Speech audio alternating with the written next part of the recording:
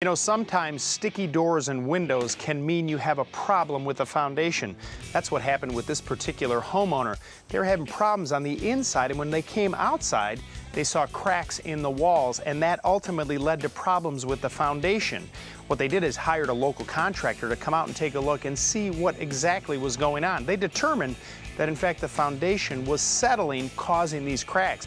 So we're going to meet that contractor to find out what it takes to fix this problem so that people can protect their investment, their single biggest investment, their home.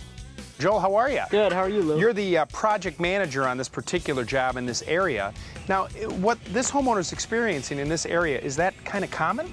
It's a pretty common issue. You know, it's pretty dependent on the soil conditions underneath the house, so you never really know until it happens. It's not something you can really predict. Right. So when you dig these holes, what are you trying to accomplish with those?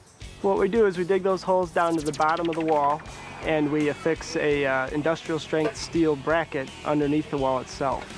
And then you put these pipes in that what, actually get driven into the ground? How deep do you go? Well, it really depends on the weight of the house, as well as some issues with the soil, the condition of the soil. So we monitor the pressure as it builds as we push more pipe, and that dictates, you know, how many pipes we use. And you use some type of hydraulic press, right? A ram, and is it like a series of pipes? How do you actually do that?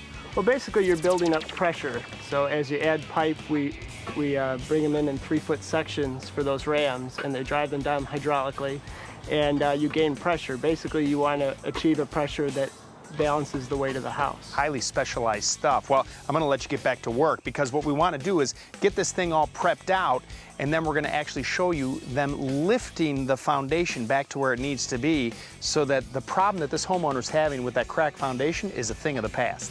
All right, so it's day 2, and you guys have been jacking up this foundation. Your crack crew has been that's a joke, have been dealing with all the cracks in the foundation. Now tell me a little bit about that hydraulic pump there. Is that linked together?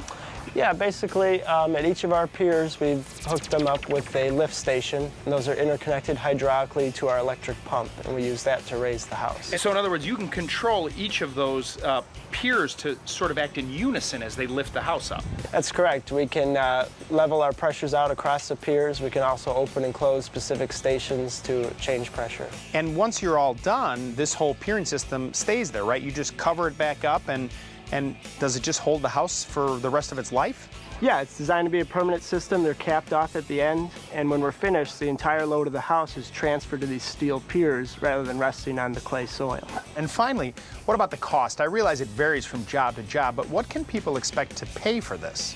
Well, it starts in the low thousands. You know, a small job costs you $4,000 or $5,000, and it can get up in the tens of thousands, you know, depending on the size of the house and the size of the project. Obviously, choosing the right contractor is critical for this type of project. You don't just want to hire somebody that drives around in a pickup truck. And if you want to learn more about this whole process, then check out our website. It's all right there, HouseSmartsTV.com.